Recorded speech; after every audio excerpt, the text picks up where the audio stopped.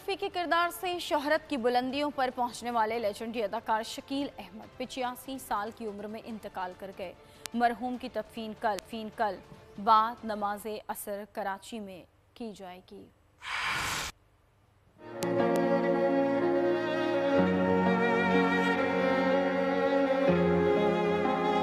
खानदानी जराये के मुताबिक शकील अहमद कई साल से जोड़ों की बीमारी का शिकार थे। इनका बाईपास भी हो चुका था। गुज़िश्ता चंद रोज से निजी अस्पताल में जेरे इलाज थे। मरहूम 29 मई 1938 को भोपाल में पैदा हुए थे।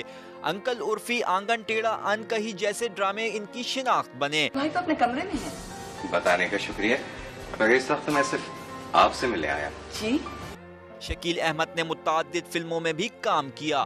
फिल्म जिना में पाकिस्तान के पहले वजीर आजम लियाकत अली खान के किरदार में ऐसे रंग भरे के देखने वालों को असल का गुमान हुआ। BBC चैनल 4 की सीरियल ट्रैफिक में भी जलवागर हुए।